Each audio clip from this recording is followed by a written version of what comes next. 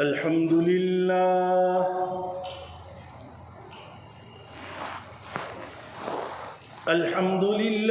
نحمده ونستعينه ونستغفره ونؤمن به ونتوكل عليه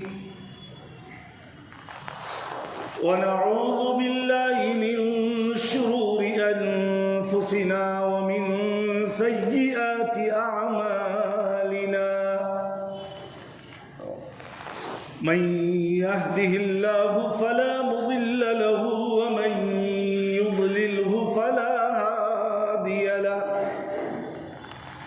ونشهد أن لا إله إلا الله وحده لا شريك له ونشهد أن سيدنا ومولانا محمدا عبده ورسوله أما بعد فقد قال الله تبارك وتعالى في كلامه المجيد والفرقان الحميد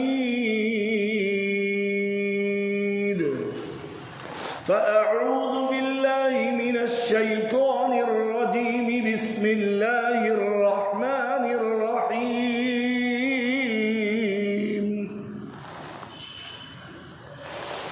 والسابقون الأولون من المهاجرين والأنصار والذين اتبعوهم بإحسان رضي الله عنهم ورضوا عنه وقال النبي صلى الله عليه وسلم أول جيش من أمتي يغزون البحر قد أوجبوا صدق الله مولانا العظيم وصدق رسوله النبي الكريم ونحن على ذلك لمن الشاهدين والشاكرين والحمد لله رب العالمين. معزز و موقر حضرات بزرگان عظام، امت مسلمہ کے غیرت مند نوجوانان اسلام، السلام علیکم ورحمۃ اللہ وبرکاتہ.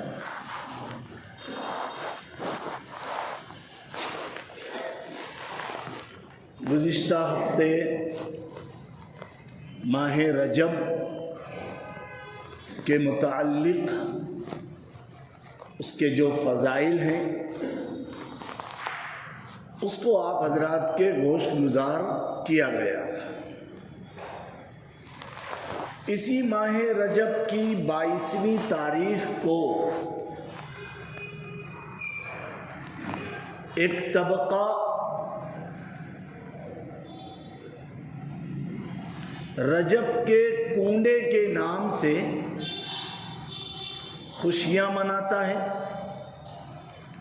مختلف قسم کی رسم و رواج پر عمل پیرا ہوتا ہے، قرآن اور حدیث کے سراسر خلاف وہ اپنی زندگی گزارتا ہے. قرآن پاک کی جس آیت کریمہ کی تلاوت کی گئی اس میں اللہ تبارک و تعالی ارشاد فرما رہے ہیں کہ والسابقون الاولون، وہ لوگ جنہوں نے سبقت اختیار کی، سبقت پالی اسلام لانے کے اعتبار سے، چاہے وہ انصار میں سے ہوں چاہے مہاجرین میں سے ہوں، والذین اتبعوہم، اور وہ لوگ جنہوں نے ان کی اتباع کی، رضی اللہ عنہم ورضوا عنہ، اللہ تبارک و تعالیٰ ان سے راضی ہو گیا اور یہ اللہ سے راضی ہو گئے۔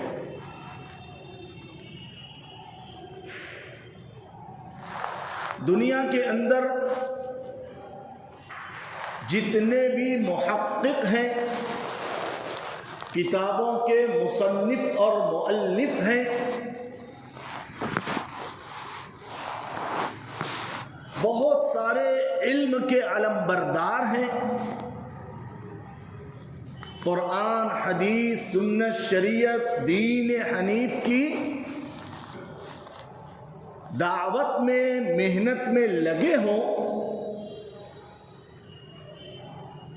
اللہ کے یہاں ان کا مقام ہو، مرتبہ ہو، محبوبیت ہو، مقبولیت ہو، لیکن اس کے باوجود وہ صحابی رسول بن نہیں سکتے۔ صحابی رسول اس کو کہتے ہیں کہ جنہوں نے ایمان کی حالت میں نبی پاک صلی اللہ علیہ وسلم کو دیکھا ہو اور ایمان کی حالت میں ان کا انتقال ہوا ہو یا شہادت پائی ہو، اس کو کہتے ہیں صحابی رسول۔ نبی پاک صلی اللہ علیہ وسلم کے پاس اٹھنا، بیٹھنا، سیکھنا، سکھانا ہوا ہو، آپ کی فیض صحبت سے انہوں نے فائدہ اٹھایا ہو ایمان کی حالت میں، اس کو کہتے ہیں صحابی رسول۔ حضرت عبداللہ ابن مبارک رضی اللہ تعالی عنہ، حضرت عبداللہ ابن مبارک رحمت اللہ علیہ بڑے پائے درجے کے عالم دین اور بزرگ اور ولی کامل گزرے ہیں۔ ان سے کسی نے پوچھا کہ حضرت امیر معاویہ رضی اللہ تعالی عنہ اور حضرت عمر ابن عبدالعزیز رحمت اللہ علیہ میں سے افضل کون ہیں؟ حضرت عبداللہ ابن مبارک رحمت اللہ علیہ نے جواباً ارشاد فرمایا کہ حضرت امیر معاویہ رضی اللہ تعالی عنہ نے نبی پاک صلی اللہ علیہ وسلم کے ساتھ بنفس نفیس شریک رہ کر دین کی نشر و اشاعت کے لیے، دین کے غلبے کے لیے جہاد کیا ہے۔ اس جہاد میں جو آپ کے گھوڑے کے نتنوں میں گرد و غبار گیا، اس گرد و غبار کا مقام اور مرتبہ جو اللہ اور اللہ کے رسول صلی اللہ علیہ وسلم کے نزدیک ہے، اس گرد و غبار کے مقام اور مرتبے تک بھی عمر ابن عبدالعزیز رحمت اللہ علیہ نہیں پہنچ سکتے، چہ جائے کہ حضرت امیر معاویہ کے مقام اور مرتبے تک کیا پہنچے۔ حالانکہ امت اچھی طریقے سے جانتی ہے کہ حضرت عمر ابن عبدالعزیز رحمت اللہ علیہ کا جو زمانہ تھا وہ بہت بلند بالا اور نہایت صاف اور شفاف اور انتہائی منصفانہ طور پر آپ نے حکومت کی ہے۔ اس کے باوجود ایک عام آدمی، چاہے وہ تابعی ہو یا تبع تابعی ہو، وہ صحابی رسول کے مقام اور مرتبے تک کبھی نہیں پہنچ سکتا۔ اب آپ کو بتاتا چلوں کہ نبی پاک صلی اللہ علیہ وسلم کی 11 بیویوں میں سے ایک زوجہ ہے، ایک بیوی ہے حضرت ام المؤمنین ام حبیبہ رضی اللہ تعالی عنہا، جو حضرت ابو سفیان رضی اللہ تعالی عنہ کی صاحبزادی ہے اور حضرت امیر معاویہ رضی اللہ تعالی عنہ کی بہن ہے۔ نبی پاک صلی اللہ علیہ وسلم کی یہی زوجہ ام حبیبہ رضی اللہ تعالی عنہا ایک مرتبہ اپنے گھر میں اپنے بھائی بہنوں کے ساتھ بیٹھی تھی. نبی پاک صلی اللہ علیہ وسلم اس مکان میں تشریف لائے تو دیکھا کہ حضرت ام حبیبہ رضی اللہ تعالی عنہا اپنے بھائی حضرت امیر معاویہ رضی اللہ تعالی عنہ کے سر مبارک کو یا چہرے انور کو بڑی غور سے دیکھ رہی ہیں. نبی پاک صلی اللہ علیہ وسلم مکان میں داخل ہوئے تو دیکھا کہ میری زوجہ اپنے بھائی یعنی میرے برادر نسبتی میرے سالے کو بہت غور سے دیکھ رہی ہے. تو اللہ کے نبی صلی اللہ علیہ وسلم نے حضرت ام حبیبہ رضی اللہ تعالی عنہا سے پوچھا، سوال کیا، کیا آپ کو اپنے بھائی سے بہت محبت ہے؟ تو حضرت ام حبیبہ رضی اللہ تعالی عنہا نے جواب دیا کہ بھائی اور بہن سے کس کو محبت نہیں ہوتی. یہ جواب سن کر اللہ کے نبی صلی اللہ علیہ وسلم نے ارشاد فرمایا کہ معاویہ سے میں بھی محبت کرتا ہوں اور اللہ بھی محبت کرتے ہیں. کتنی بڑی دلیل مل گئی، کتنی بڑی سفارش مل گئی اور کتنا زبردست تمغے امتیاز مل گیا کہ اللہ اور اللہ کا رسول اس امیر معاویہ سے بھی محبت کرتے ہیں. میں نے جس حدیث مبارکہ کو پڑھا، اول جیش من امتی یغزون البحر قد اوجبوا، میری امت کا پہلا جنگی بیڑا، پہلا جنگی جہاز جو جہاد کرے گا دریا کے راستے سے، بحری بیڑا بولے تو جنگی جہاز، قد اوجبوا، اس کی وجہ سے اس نے اپنے اوپر جنت کو واجب کر لیا ہے. کتنی بڑی بشارت ہے، کتنی بڑی خوشخبری ہے. اللہ کے نبی صلی اللہ علیہ وسلم نے یہ فرما دیا کہ میری امت کا وہ جنگی بیڑا، بحری بیڑا جو جنگ کے لیے، جہاد کے لیے دریا کے اندر جائے گا، وہ اپنے اوپر جنت کو گویا واجب کر لیا ہے.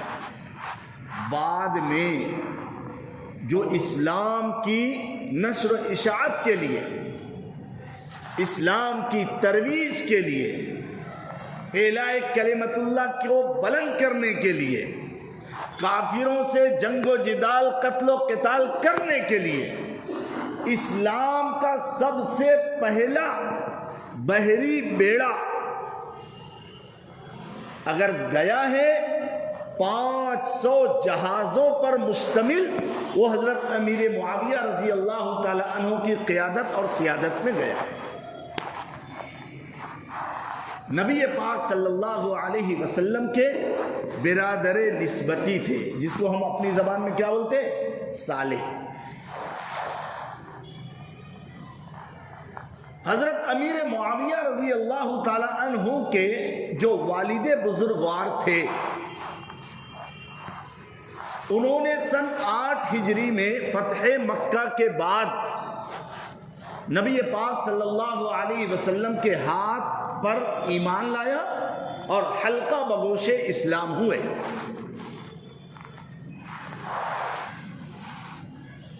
حضرت ابو سفیان رضی اللہ تعالی عنہ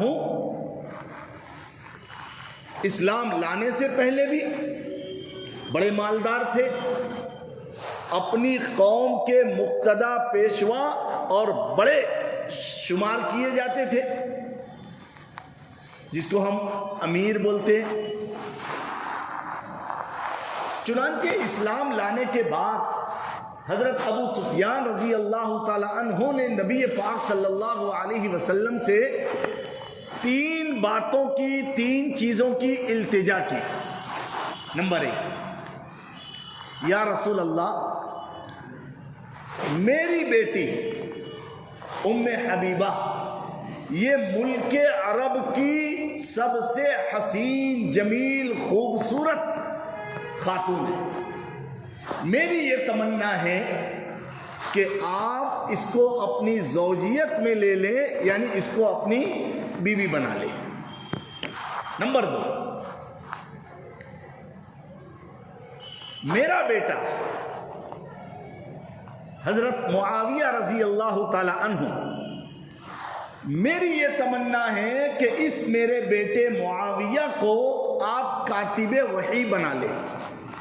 آپ کے اوپر قرآن پاک نازل ہوتا ہے، قرآن پاک کو لکھنے کی ذمہ داری آپ اس میرے بیٹے معاویہ کو دے دیں۔ نبی پاک صلی اللہ علیہ وسلم نے ارشاد فرمایا، نعم، جی ہاں۔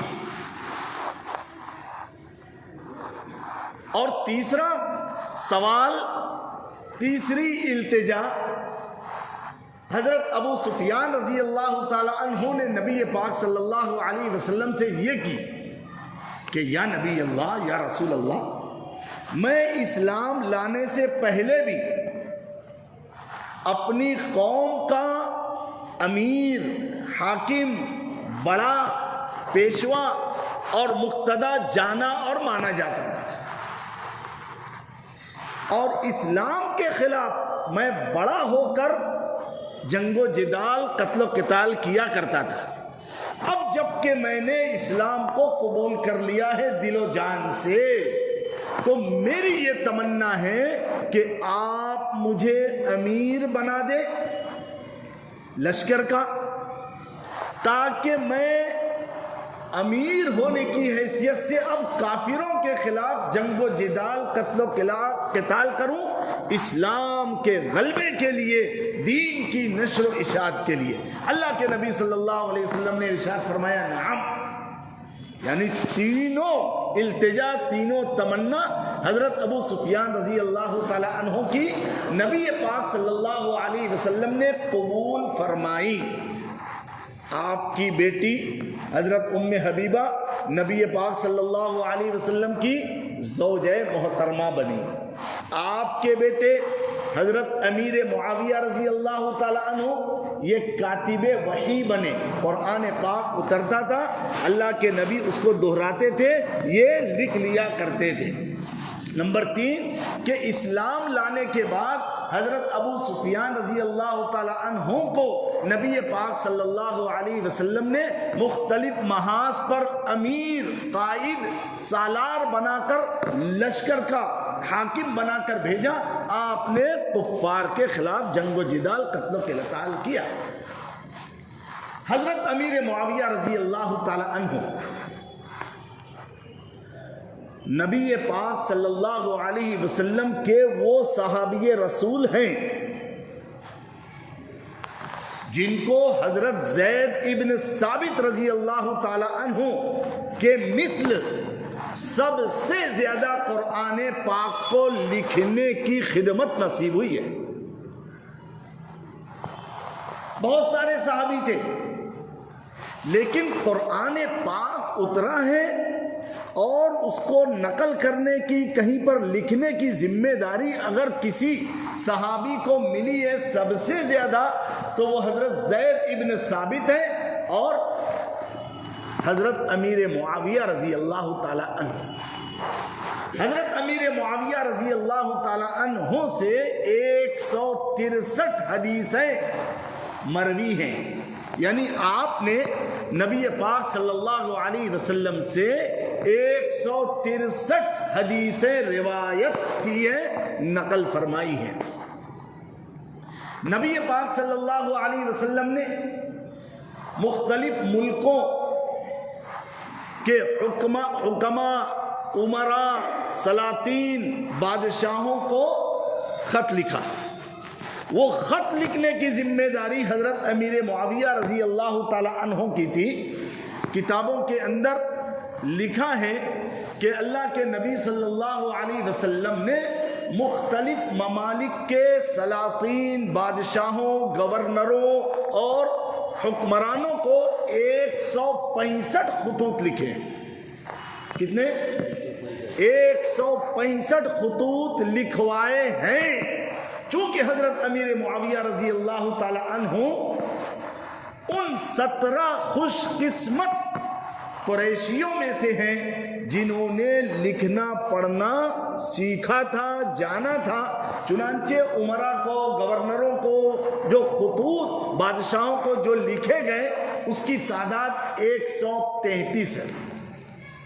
133 خطوط حضرت امیر معاویہ رضی اللہ تعالی عنہ نے نبی پاک صلی اللہ علیہ وسلم کی طرف سے خدمت کرتے ہوئے مختلف بادشاہوں کو 133 خطوط اسلام کی سربلندی کے لیے، اسلام میں داخل ہو جانے کے لیے لکھے۔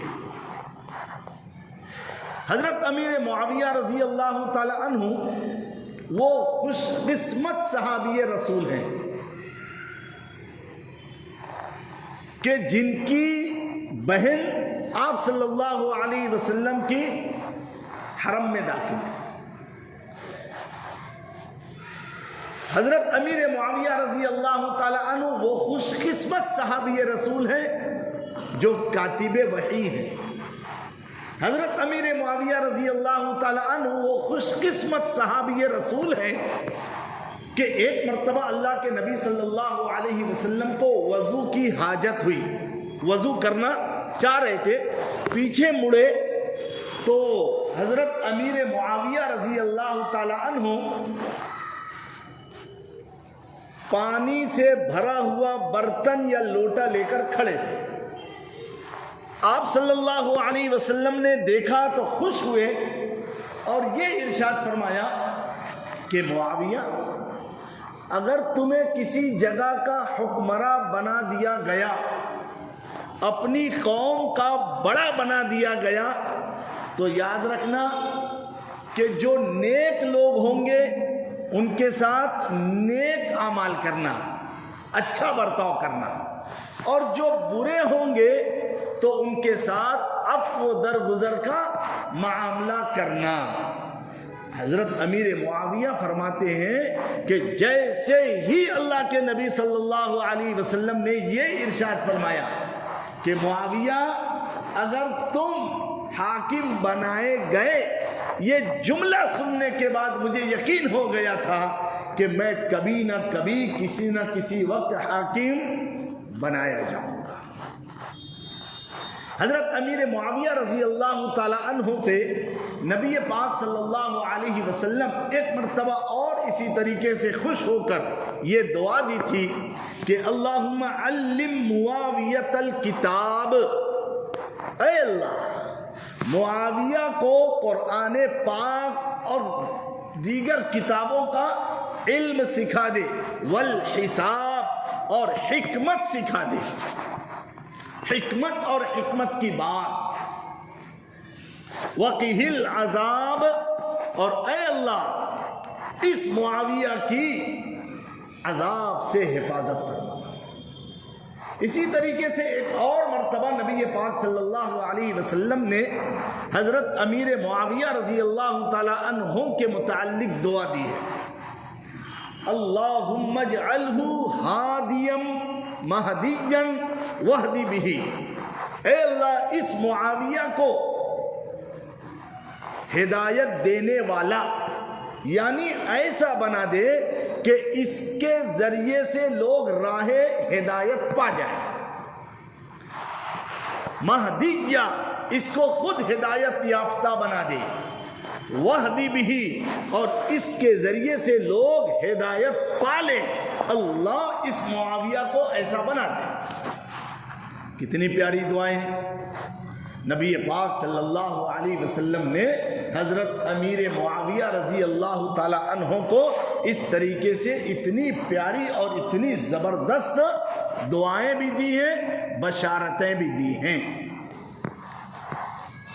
آپ اچھی طریقے سے جانتے ہیں کہ نبی پاک صلی اللہ علیہ وسلم کے انتقال کے بعد حضرت ابو بکر صدیق خلیفۃ المسلمین بنے. حضرت ابو بکر صدیق کے بعد حضرت عمر فاروق رضی اللہ تعالی عنہ یہ امیر المؤمنین بنے. حضرت عمر فاروق کے بعد حضرت عثمان غنی رضی اللہ تعالی عنہ یہ بھی امیر المؤمنین خلیفہ سوم بنے. حضرت عثمان غنی رضی اللہ تعالی عنہ کی شہادت کا المناک سانحہ اور واقعہ آپ اچھی سے جانتے ہیں کہ حضرت عثمان غنی رضی اللہ تعالی عنہ کو تقریباً 40 دن ان کی اپنے مکان، ان کی اپنی کوٹھی میں نظر بند کیا گیا، محصور کر دیا گیا. آپ کو گویا وہیں پر رہنے دیا گیا، باہر نکلے ختم.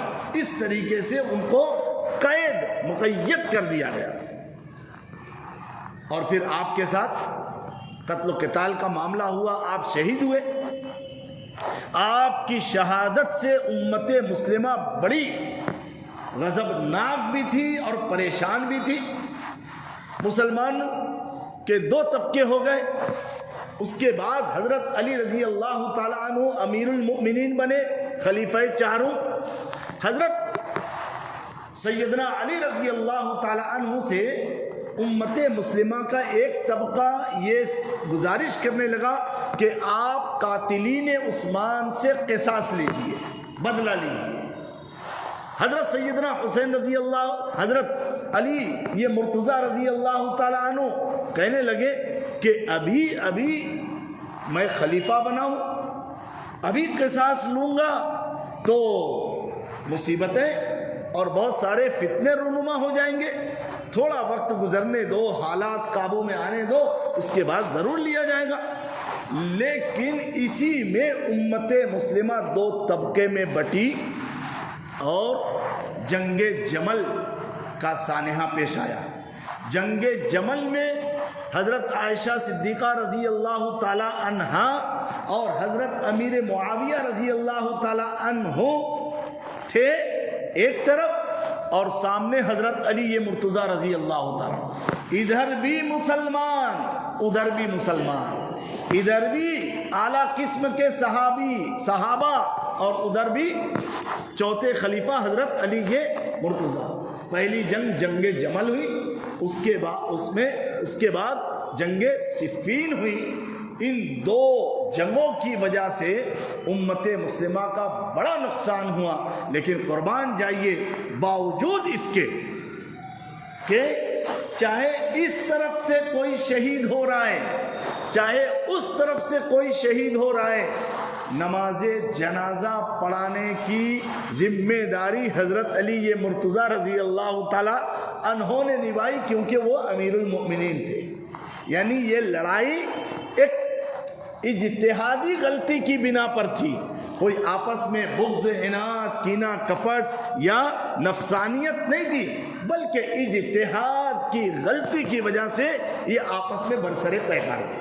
پھر اس کے بعد حضرت علی مرتضیٰ رضی اللہ تعالی عنہ بھی شہید کیے گئے. 6 مہینے کے لیے حضرت حسن رضی اللہ تعالی عنہ یہ خلیفہ بنائے گئے.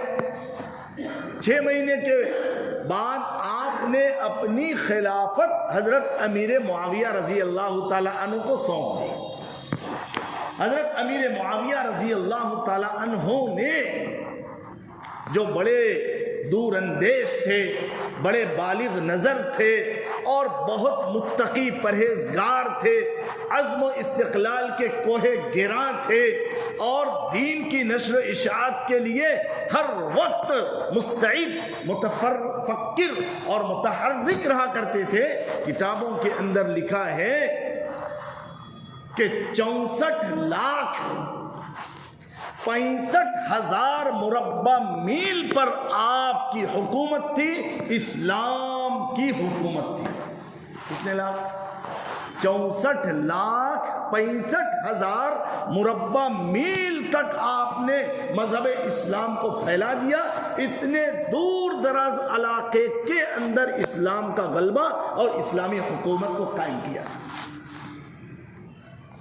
اس سے بڑی حکومت اور کسی وقت نہ بنی ہے نہ کسی کے حصے میں آئی ہے۔ حضرت امیر معاویہ رضی اللہ تعالی عنہ کا انتقال 22 رجب سن 60 ہجری میں ہوا ہے۔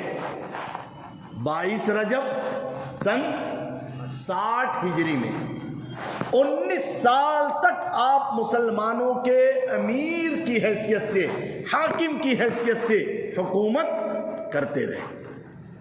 انتقال سے پہلے اپنے اہل و عیال اور گھر والوں کو کہا کہ نبی پاک صلی اللہ علیہ وسلم نے ایک مرتبہ بال ترشوائے، جس کو ہم اپنی زبان میں بولتے ہیں کٹنگ بنائے، اور ایک مرتبہ اپنے ناخن کو کٹوایا، تو میں نے آپ صلی اللہ علیہ وسلم کے بال مبارک، جس کو ہم اپنی زبان میں منہ مبارک بولتے ہیں، منہ کے معنی آتے ہیں بال، یہ فارسی کا لفظ ہے، اور ناخن مبارک، اس کو میں نے سنبھال کر رکھ لیا ہے۔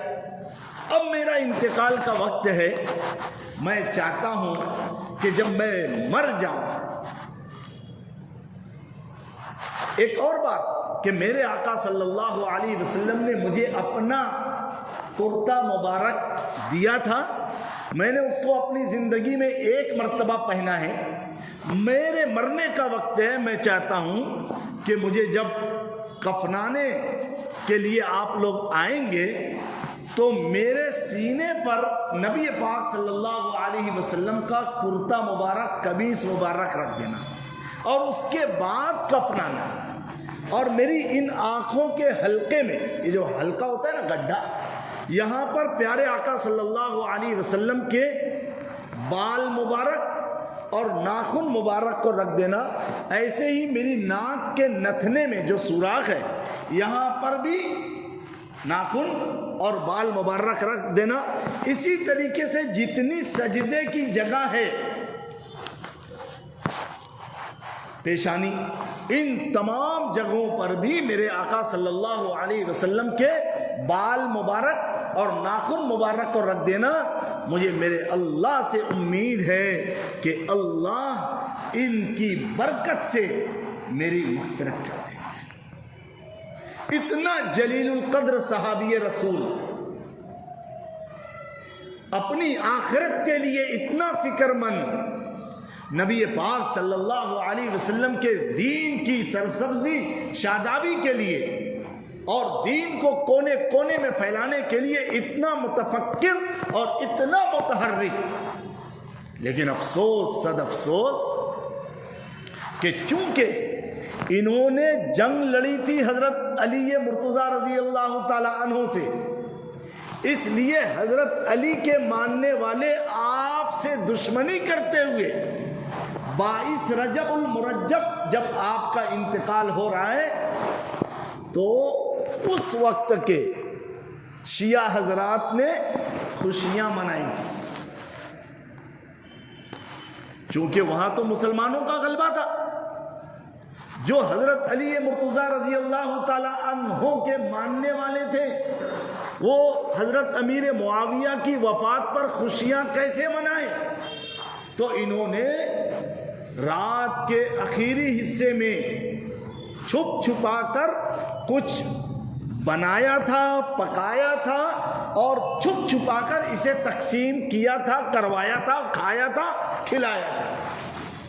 یہ چیز وہاں ہوئی تھی،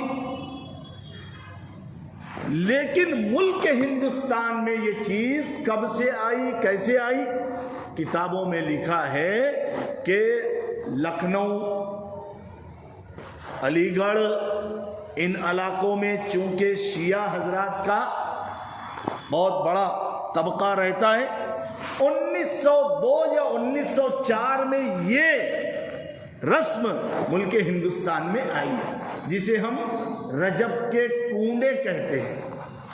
یہ حضرت علی مرتضیٰ رضی اللہ تعالی عنہ کی محبت اور حضرت امیر معاویہ رضی اللہ تعالی عنہ سے نفرت کی وجہ سے خوشیاں مناتے ہیں 22 رجب کو، اور نام دیتے ہیں کہ حضرت امام جعفر صادق رحمۃ اللہ علیہ کی ولادت کا وقت ہے۔ اس خوشی میں ہم یہ کھیر، پوری اور بہت ساری چیزیں الگ الگ مقامات پر الگ الگ طریقے سے پکتی ہیں، پکاتے ہیں اور تقسیم کرتے ہیں، یہ نام دیتے ہیں، یہ انتہائی غلط بات ہے۔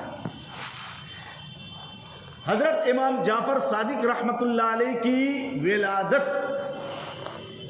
کتابوں کے اندر لکھا ہے یا تو 80 ہجری میں یا تو 83 ہجری میں، اور رمضان مہینہ ہے یا ربیع الاول کا مہینہ ہے، اس میں ولادت ہوئی ہے۔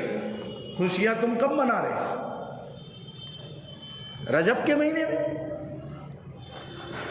اور انتقال تقریباً 148 ہجری شوال کے مہینے میں انتقال ہوا ہے۔ تو نہ ولادت کا موقع ہے، نہ وفات کا موقع ہے، نہ یہ مہینہ ہے، تو تم اس کا مطلب رجب کے کنڈے کے نام سے جو کچھ کرتے ہو، یہ صرف حضرت امیر معاویہ رضی اللہ تعالی عنہ کی دشمنی اور ان سے نفرت کا اظہار کرتے ہوئے کرتے ہو۔ نبی پاک صلی اللہ علیہ وسلم کے وہ صحابی جو حضرت امیر معاویہ رضی اللہ تعالی عنہ ہیں، ان کے بارے میں اور بھی بہت سارے فضائل اور مناقب ہیں۔